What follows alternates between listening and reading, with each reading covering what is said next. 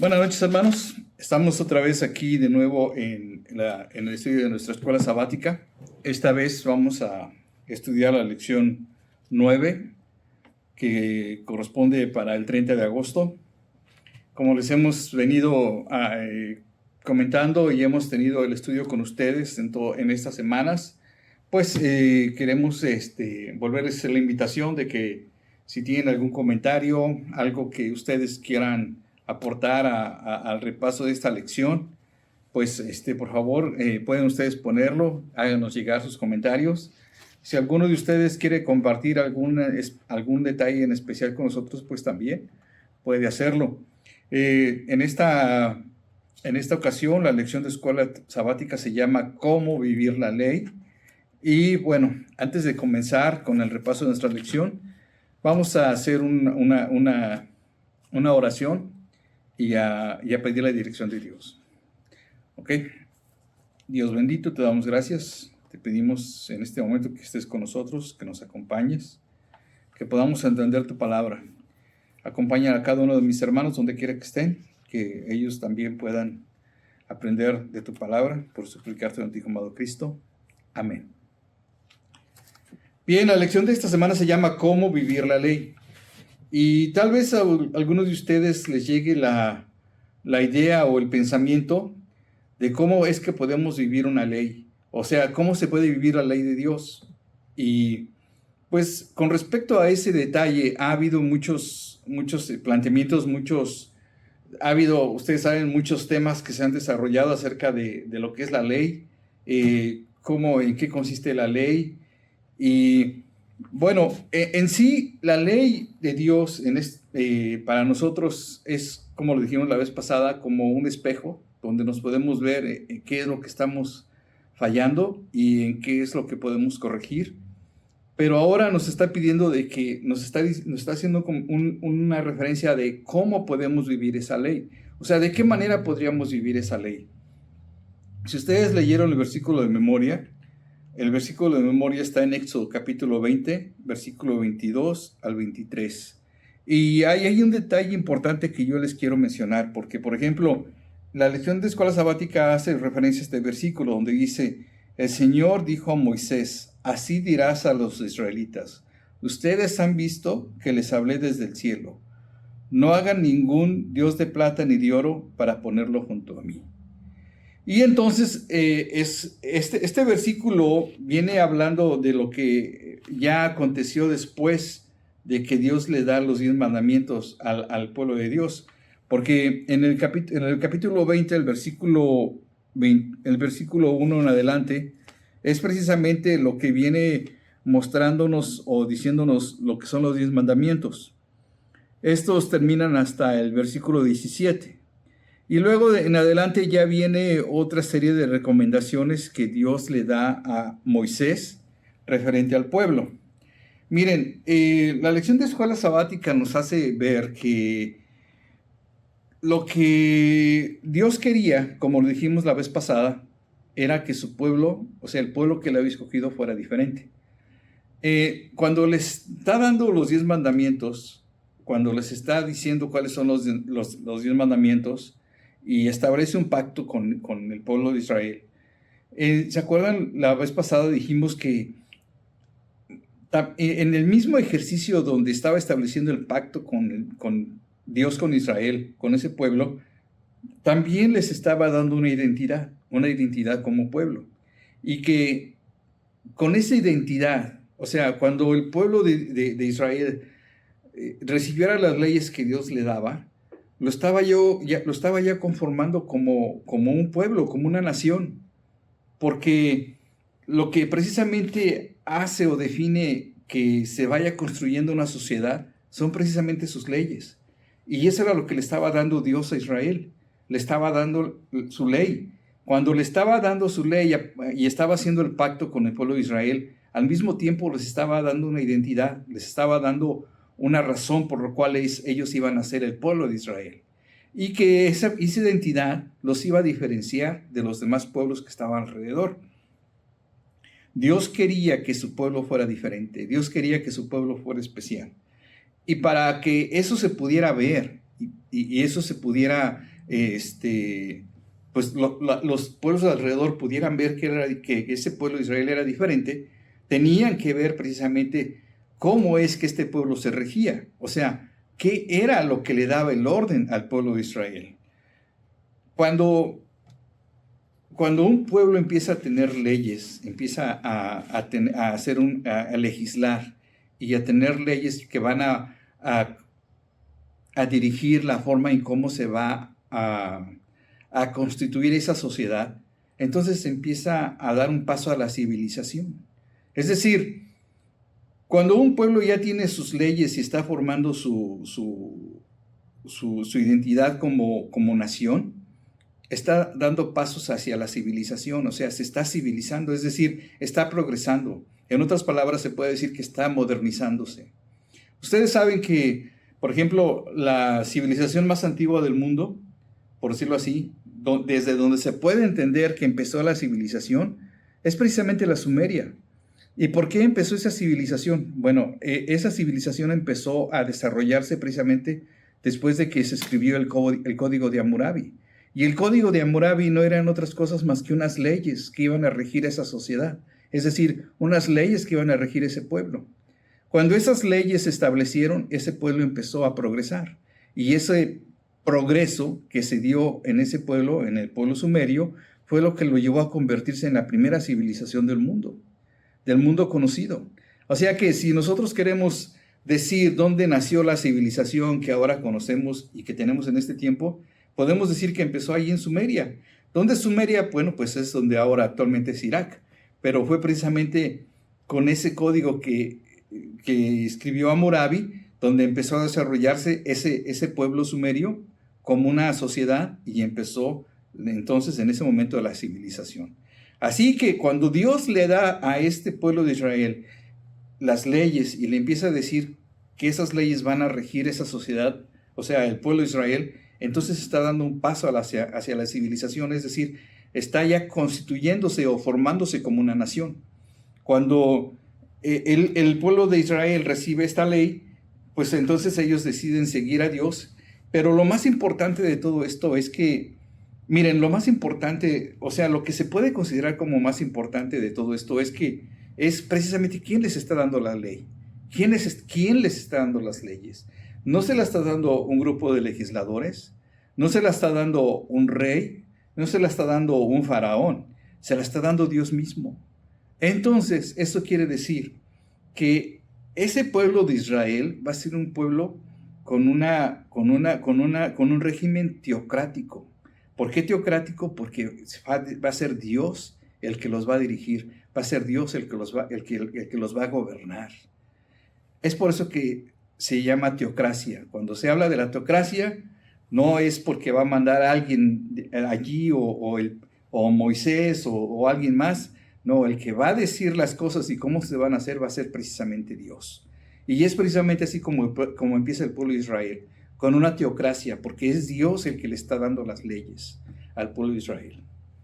La parte del martes, hermanos, la parte del domingo, hermanos, es precisamente la que habla acerca de lo que se conoce como el Código del Pacto. ¿Por qué se conoce como el Código del Pacto? Bueno, se conoce como el Código del Pacto porque es precisamente un código que le está dando Dios a su pueblo donde se está estableciendo el pacto. Pero ahora, veamos un poco esta situación acerca de lo que les voy a decir, porque eso va a tener mucho que ver con lo que vamos a ver más adelante. Por ejemplo, ustedes han visto lo que dice el versículo 20 hasta el 17, que viene hablando acerca de lo que es la ley de Dios. Pero del versículo 18 en adelante, ustedes leen esa parte del 18 al 22, se van a encontrar con un pasaje bíblico que se le subtitula el terror del pueblo. ¿Por qué se llama el terror del pueblo? Bueno, es que cuando el pueblo de Israel se acercó al monte Sinaí, pues como dice la palabra, ellos vieron cómo salían truenos y se escuchaba la voz y había relámpagos y se escuchaba esa voz tan potente. Y entonces cuando vieron ellos eso que estaba allí, que se dieron cuenta, o sea, entendieron que esa era la presencia de Dios y que eso realmente se veía impresionante, el pueblo de Dios sintió miedo. Por eso dice el terror del pueblo. El pueblo de Israel tuvo miedo de lo que estaba viendo. Moisés les dice, no temáis, pues Dios vino para probaros, para que su temor esté entre vosotros y no pequéis. Y mientras el pueblo se mantenía alejado, Moisés se acercó a la oscuridad en la cual estaba Dios. Pero fíjense lo que dice el versículo 19. El pueblo de Israel, lo que le dice aquí en el capítulo 22. Le dice, entonces dijeron a Moisés, habla tú con nosotros y nosotros oiremos, pero no hable Dios con nosotros para que no muramos. El pueblo de Israel, cuando vio lo que estaba pasando en ese monte, sintió miedo. Tuvo miedo. Dios sabía que ellos tenían miedo porque nunca habían visto algo así. Cuando nosotros estudiamos este pasaje bíblico, a final de cuentas nos damos cuenta que Dios hace un pacto con el pueblo de Israel y Dios acepta ese pacto que tiene el pueblo de Israel, pero sabe muy bien que cuando el pueblo de Israel aceptó tener ese pacto con él, no lo están haciendo por otra cosa, sino por temor, porque están viendo lo que está pasando ahí y les hace sentir miedo. Y entonces entramos en un pequeño detalle aquí que no deja de ser importante. ¿Por qué Dios aceptó que el pueblo de Israel aceptara tener con ellos ese pacto, si sabía que ellos tenían miedo?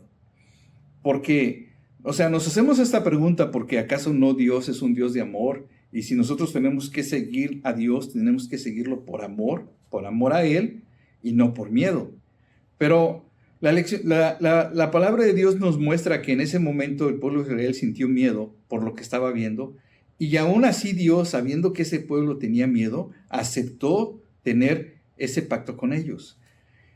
Nosotros sabemos que si seguimos a Dios es por amor, pero aquí en este caso podemos decir que Dios condescendió con el pueblo de Israel. Es decir, se puso al nivel del pueblo de Israel para aceptar ese pacto. Les aceptó ese pacto aún en esa condición que tenían de temor, porque Dios entendió exactamente qué era lo que estaba pasando con ellos. Cuando nosotros vemos este pasaje y vemos que dice que el terror del pueblo era tan fuerte que dijeron a Moisés, habla tú con ellos y habla tú con Dios y nosotros vamos a hacer todo lo que Él diga. Entonces podemos decir que Dios condescendió con ese pueblo, lo entendió y sabía que ese pueblo estaba haciendo ese pacto por miedo. Pero Él sabía, Dios sabía que después, cuando Él les mostrara todo lo que estaba haciendo, esa situación del miedo iba a cambiar, iba a irse perdiendo ese miedo a tal punto que iban a encontrar con Dios. Después de conocerlo plenamente, iban a tener una relación de amor con Él. Ese era el plan de Dios. En ese momento que estaba ahí el pueblo de Israel, cuando ellos sintieron esa situación, Dios les aceptó que estuvieran con ese temor y aceptó que ellos tuvieran el pacto con Él. Pero ese temor iba a tener que ir cambiando poco a poco, iba a tener que ir cambiando con el tiempo. Y nosotros vamos a ver más adelante cómo es que ese temor tenía que cambiar. Por lo pronto, cuando Dios les empieza a dar al pueblo de Israel las leyes, les empieza a decir también otras leyes. Las leyes precisamente que hablan sobre los esclavos, las leyes que hablan también acerca de, aquí está en la otra parte, de los actos de violencia y las leyes sobre responsabilidades de los amos y de los dueños. Cuando nosotros leemos esta parte de la Biblia, entendemos que esto se llama el Código del Pacto. Estos códigos o estas leyes que Dios le dio al pueblo de Israel son un ejemplo, o eran un ejemplo en aquel tiempo, en aquella época, para la gente de aquel mundo, de la forma en que tenía que regirse su sociedad.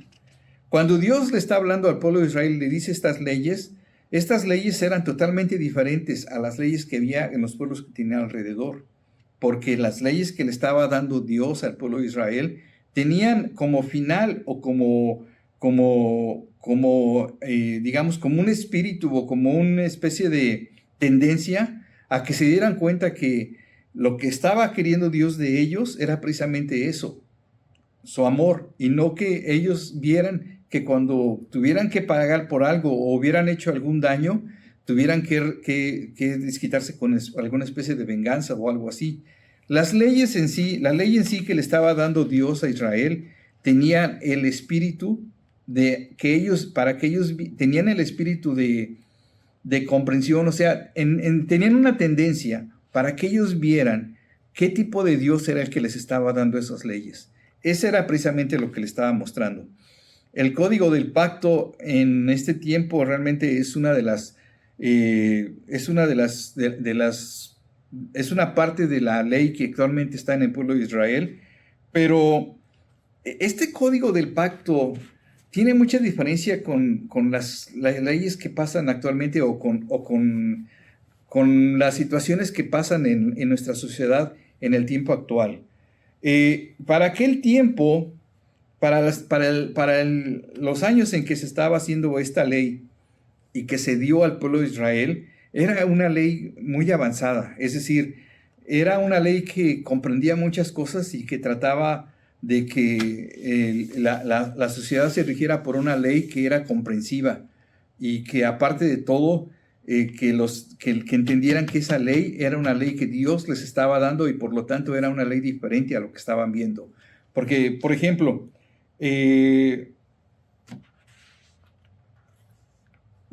podemos ver lo que dice el capítulo 16 al 17 acerca de lo que era ese código. Era una ley que decía que si alguna persona, si algún varón se aprovechaba de alguna mujer y esta mujer era virgen y él no quería casarse con ella o no quería estar con ella, pues le tenía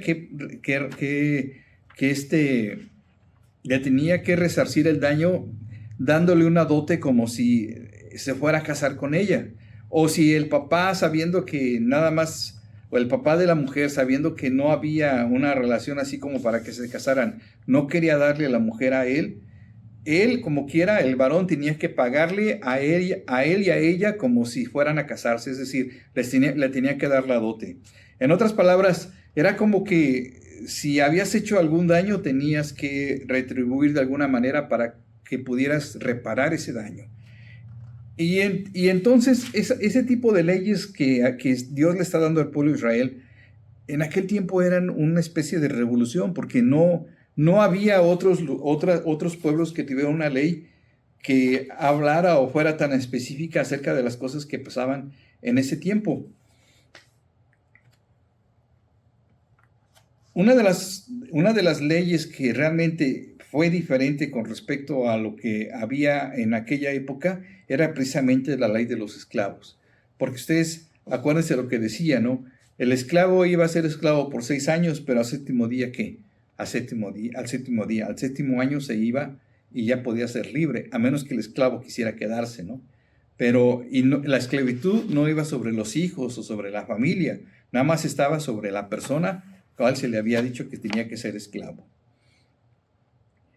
En otra forma de ver este tipo de leyes, muchas personas o muchos estudiosos de la Biblia consideran que estas leyes que están sobre los esclavos, sobre la sociedad, sobre la violencia, es una extensión acerca de lo que son los 10 mandamientos, porque de alguna manera tratan de explicar cómo es que los 10 mandamientos tienen que aplicarse a la sociedad o al pueblo de Israel de ese tiempo.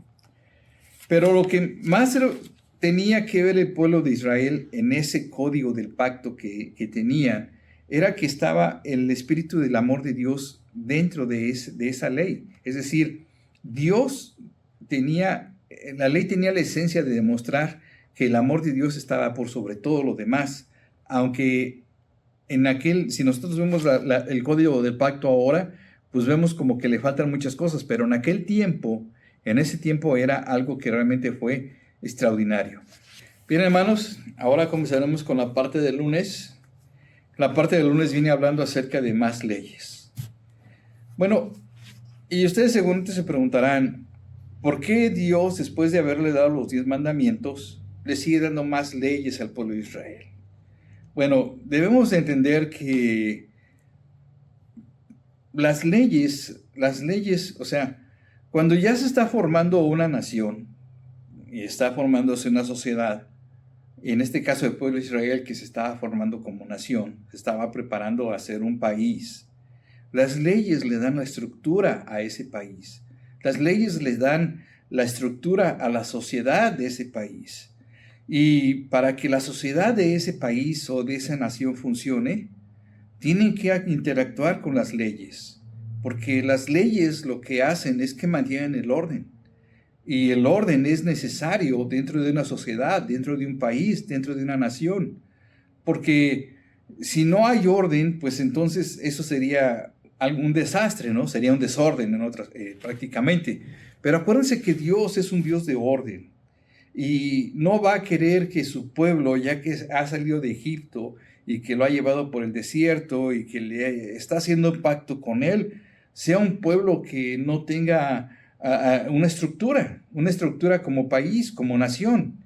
Y por eso mismo le empieza a dar estas leyes.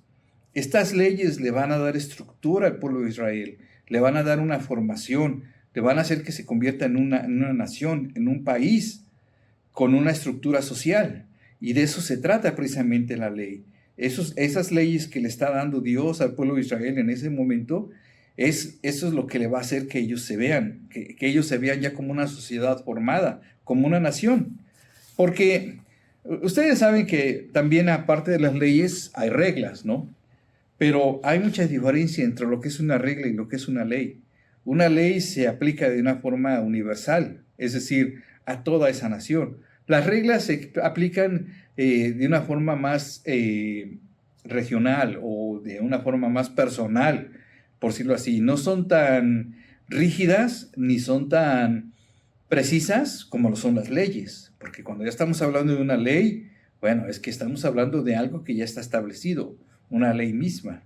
Entonces, cuando el pueblo de Israel está escuchando lo que le está diciendo Dios acerca de lo que son las leyes que le está dando, de cómo tratar a los esclavos, de cómo tratar la violencia, de cómo tratar a la sociedad misma, entonces esas leyes que Dios le está dando al pueblo de Israel tienen algo más que simplemente tratar de mantener el orden. Esas leyes también tenían una especie de toque especial que iba a hacer que cada vez que esas leyes se cumplieran, se establecieran, pues de alguna u otra manera los iban a ir acercando más a Dios. De eso se trataba. Eso era el chiste, o eso era el meollo del asunto por el cual Dios le estaba dando esas leyes. Dios le estaba dando esas leyes para que poco a poco ellos, cada vez que las aplicaran, cada vez que las vieran, cada vez que tuvieran que hacerlas aplicar, pues ellos se dieran cuenta de que era la esencia de Dios la que estaba precisamente en esas leyes y ellos de esa manera se pudieran acercar más a Él. Así es que si usted ha respondido a las preguntas que vienen aquí en la lección de escuela sabática del lunes, pues es precisamente donde se está hablando de lo que significaba precisamente esas leyes y el por qué. Y el por qué, bueno, pues como les acabo de mencionar, eso le proporciona estructura a una sociedad, porque la sociedad tiene que interactuar y las leyes son las que mantienen el orden dentro de esa sociedad. Bien, hermanos, la parte del martes habla acerca del plan original de Dios y viene específicamente basado en lo que es el capítulo 23 de Éxodo, del versículo 20 al 33, donde nos viene hablando de una forma más detallada de cómo era el plan original de Dios para que el pueblo de Israel llegara a la tierra prometida y cómo podría conquistar esa tierra prometida que en ese momento se hallaba ocupada por otras naciones. La palabra de Dios nos viene diciendo que cuando le habla Dios al pueblo de Israel, le dice: voy a mandar mi ángel que va a ir delante de ti, y si tú haces todo lo que él te pide, todo lo que tú vas a conseguir, lo vas a conseguir fácil, porque él te lo va a dar para ti. Y en otras palabras, si ustedes leyeron más adelante, le está diciendo Dios al pueblo de Israel que los enemigos de él van a ser los enemigos de él también. O sea, los enemigos de Israel van a ser los enemigos de Dios. Y que la pelea que ellos tengan con los otros va a ser la pelea de Dios. Es decir, En otras palabras, Dios es el que va a pelear las batallas por el pueblo de Israel.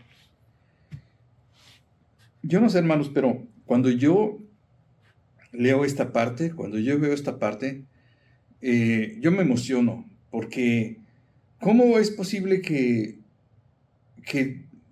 el pueblo de Israel haya tenido ese privilegio, ese gozo, no sé cómo decirlo, pero más bien es como un privilegio, que alguien más pelee la batalla por ti, que alguien más vaya a conseguir lo que te tiene que tocar a ti y que te lo dé. O sea, no solamente se trataba de que, no solamente hay que pensar en que se trata de que alguien más va a ir a luchar por mí o va a ir al frente por mí. Se trata también de pensar que no es cualquier persona o cualquier ser el que va a ir delante de mí para luchar las batallas por mí. Se trata de pensar de que es Dios el que va a ir delante de ellos. Es Dios mismo el que va a ir luchando esas batallas y es Dios mismo el que va a ir consiguiendo que todos esos pueblos se vayan sintiendo aterrorizados de lo que viene y huyan. Eso es lo que Dios le está diciendo al pueblo de Israel. Ese es el método que Dios está queriendo utilizar para darle al pueblo de Israel la tierra prometida. Que los demás pueblos escucharan las cosas que Dios estaba haciendo por este pueblo y salieran huyendo. La lección de escuela sabática nos hace ver que una de las características que Dios les había mostrado de cómo iba a conseguir que ellos llegaran a la tierra prometida está precisamente en lo que le pasa con los egipcios en el Mar Rojo. Cuando el pueblo de Israel, al final de cuentas, ha cruzado ese mar y lo ha cruzado en seco, los egipcios creen que también pueden hacerlo y los pueden alcanzar. Pero cuando están a la mitad del camino, cuando están, y ya el pueblo de Israel ya salió del Mar Rojo, y el pueblo de Egipto todavía, y el ejército de los egipcios todavía lo sigue persiguiendo y está cruzando por el Mar Rojo, en ese momento se cierran las aguas, y en ese momento todo el ejército de Egipto perece. Y de esa forma es como le está diciendo o le está demostrando Dios al pueblo de Israel: yo soy el que va a conseguir que la tierra prometida sea para ti, pero lo único que tienes que hacer es lo que yo te pido. Eso es lo que le está diciendo. Y para mí en lo personal, ¿cómo les explico? El pensar que Dios va a pelear mis batallas es algo que a mí en lo personal me emociona. Porque las batallas son muchas, hermanos. Son innumerables, de diferente índole, de diferente tipo. Tenemos batallas en el trabajo, tenemos batallas con nuestras familias, tenemos batallas en todas partes, en la escuela. El otro día les comenté de la batalla que teníamos en la escuela, en el trabajo, en todas partes. Inclusive tenemos batalla en nuestras familias, porque ¿cuántos de nosotros no tenemos nuestros hijos? Y bueno, yo tengo a mis hijos creciendo conmigo, pero ¿cuántos no hemos tenido a nuestros hijos y por alguna razón ya no están en la iglesia o se han ido y nosotros tenemos que, pues nosotros seguimos con esa batalla de hacer que de alguna forma regresen? Ustedes saben lo que dice el libro de Isaías, el capítulo 49, el versículo 24-26. Es exactamente lo que le está diciendo el pueblo, lo que le está diciendo Dios al pueblo de Israel. Tu pleito yo lo pleitearé. Es decir, yo voy a pelear por ti.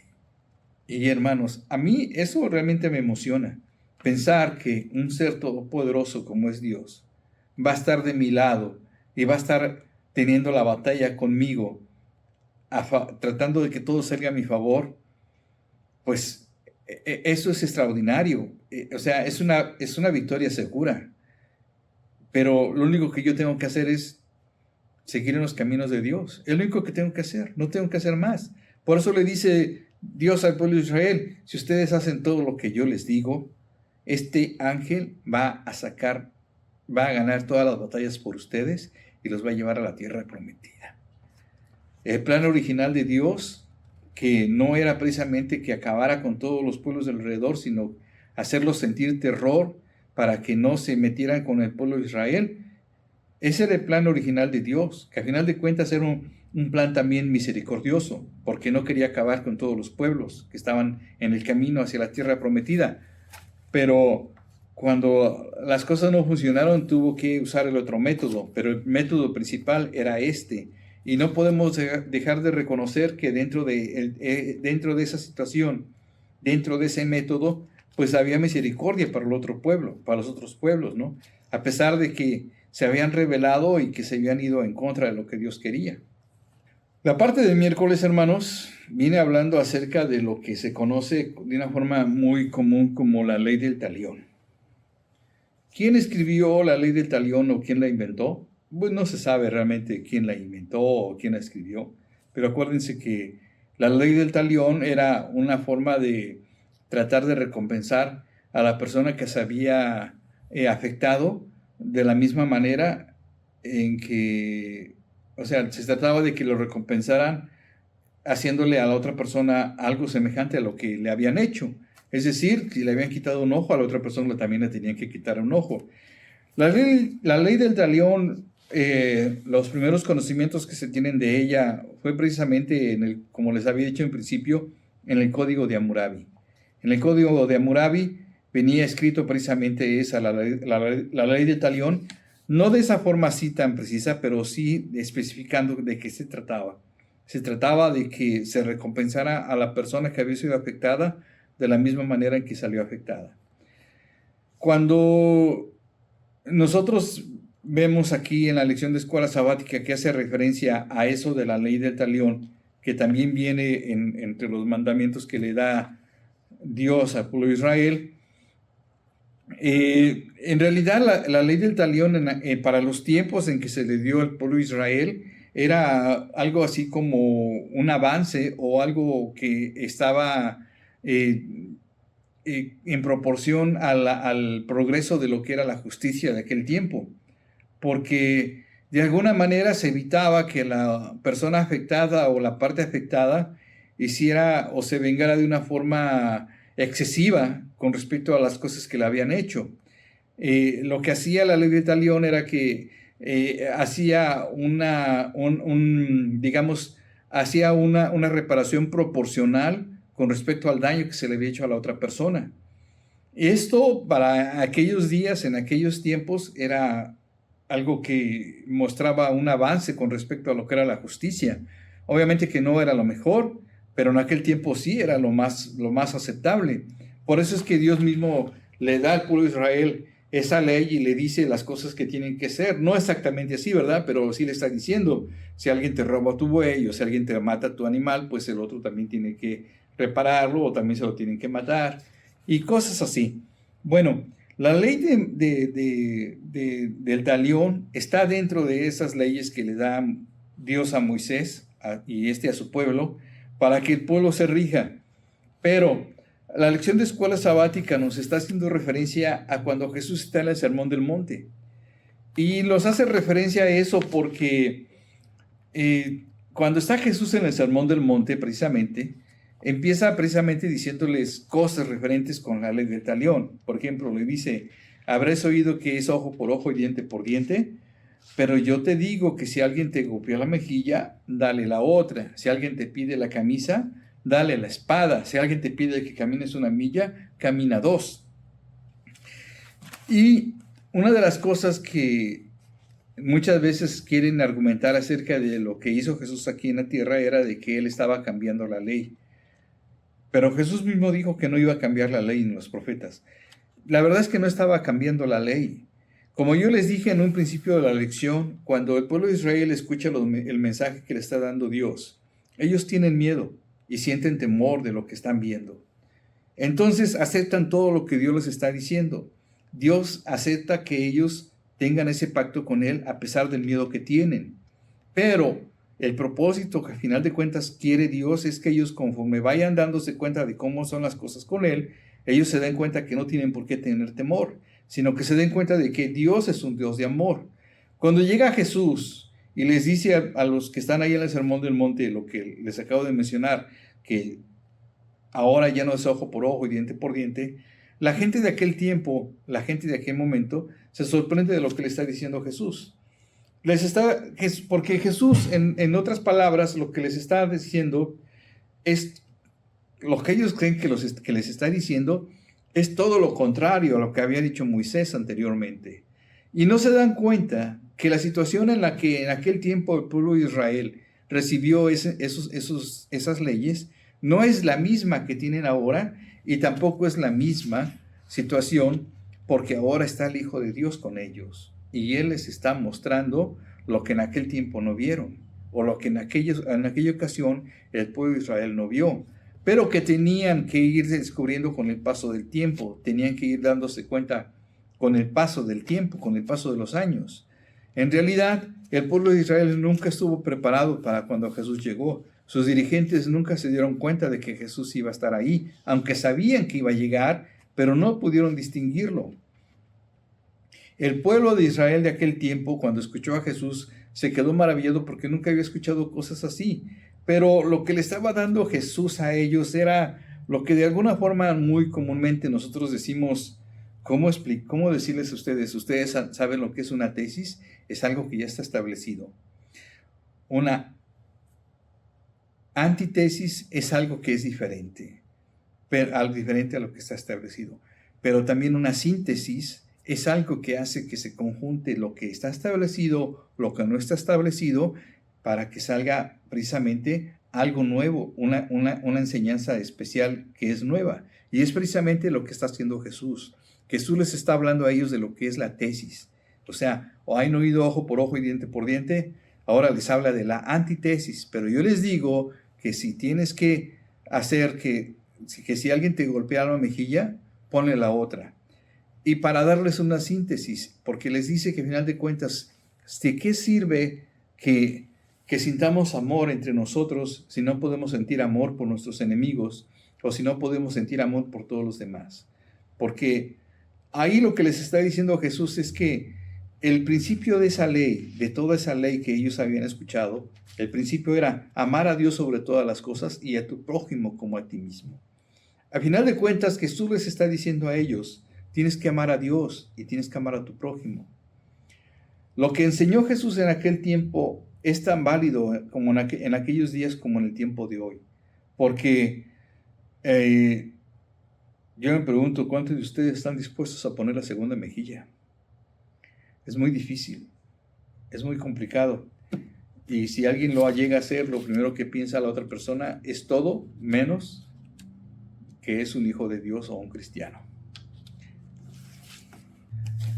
La parte del jueves habla acerca de lo que es la venganza. Y ya habla acerca de lo que dice en Deuteronomio 32-35, donde dice, no se vengan ustedes mismos, amados míos, antes den lugar a la ira de Dios, porque escrito está, mía es la venganza, yo pagaré, dice el Señor. ¿Quién de ustedes está totalmente de acuerdo con lo que dice este versículo? ¿Quién de ustedes cree realmente lo que dice este versículo? Miren, cuando a veces escuchamos que le están pasando cosas a una persona y la persona dice, ya lo pagará con Dios, y pensamos que en algún momento Dios va a hacer que esta persona pague por lo que está haciendo, ¿verdad? Y nosotros no nos hemos puesto a pensar que tal vez lo que nosotros hemos hecho también haya estado mal y que de alguna forma esto está pasando para corregirnos. Porque miren, para encontrar la diferencia entre si es algo que de lo cual es una injusticia o una justicia, para encontrar una diferencia entre saber si la otra persona merece un castigo o no lo merece, o si somos nosotros los que estamos mereciendo un castigo, o si somos nosotros los que nos tienen que hacer justicia o son a ellos. Bueno, hermanos, eso es muy difícil de saber. Es muy difícil de saber porque, bueno, para empezar, ¿quién de nosotros no ha hecho algo injusto en su vida, no? ¿O quién de nosotros no ha cometido alguna injusticia aún sabiendo o sin saber? De alguna forma hemos sido injustos con algo. Nosotros, como seres humanos, como hijos de Dios, no podemos tomar la justicia en nuestras manos, ni tampoco ser los verdugos de las personas a las cuales se les tiene que aplicar la justicia. Porque esa es una prerrogativa que no nos corresponde. No nos corresponde porque nosotros no estamos preparados para eso. Es más, no tenemos la autoridad, no tenemos el derecho de juzgar a una persona y que nosotros seamos los verdugos después de haber juzgado a esa persona. La única persona que tiene ese derecho, o el único que tiene ese derecho de poder hacer justicia, es Dios mismo. Porque ¿qué cosa se le puede reprochar a Dios? A nosotros, todos nosotros, pues nuestra justicia viene siendo eso, ustedes lo saben, ¿no? Trapo de inmundicia. Porque mientras queremos ser justos con unas personas, nosotros mismos con otras somos injustos. Y nosotros mismos no podemos decir esto tiene que ser así y así y así, cuando nosotros mismos hemos cometido otro tipo de errores en otros momentos. Es decir, nuestra justicia es inválida. Pero de que tiene que haber justicia, sí tiene que haber justicia, pero eso solamente le corresponde a Dios. Y tiene que haber justicia porque eso es un principio importante. Es un principio importante porque al final de cuentas, cuando este mundo termine, cuando este mundo se acabe, lo que tiene que haber es justicia. Y entonces se va a determinar la situación de todas las personas que no creyeron en Dios, y alguien va a tener que pagar por esas cosas. Y alguien va a tener que ser el verdugo de esas personas que no quisieron seguir a Dios y que inclusive le negaron o lo golpearon o lo trataron mal como al Hijo de Dios. En algún momento eso tiene que llegar a hacerse justicia, pero no nos corresponde a nosotros hacerla. La justicia es de Dios. Así es que la venganza, si nosotros queremos verla como venganza, es de Dios, aunque no creo que sea una venganza de parte de Dios. Lo que yo creo que sí tiene que haber es justicia. Y si hay alguien culpable, ese alguien culpable tiene que pagar para que se cumpla la justicia, precisamente. No digamos la venganza en sí. Bien, hermanos, llegamos a la parte del viernes, y la parte del viernes nos habla acerca de que tenemos que prepararnos para la siguiente lección. La siguiente lección se llama la ley dada a Israel.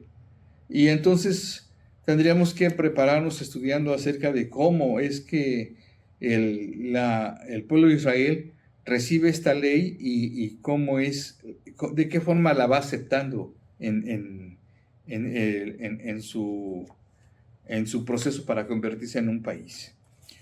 Así es que, en una nación. Así es que, hermanos, los esperamos para la siguiente semana. Que Dios los bendiga, y por lo pronto, esta semana, pues, sigamos adelante estudiando la palabra de Dios. Y como les dije en un principio, si quieren ustedes hacernos algún comentario o o hacernos alguna observación, pues estamos abiertos y dispuestos a escucharlos. Por lo pronto, bueno, pues que Dios los bendiga y feliz semana para cada uno de ustedes.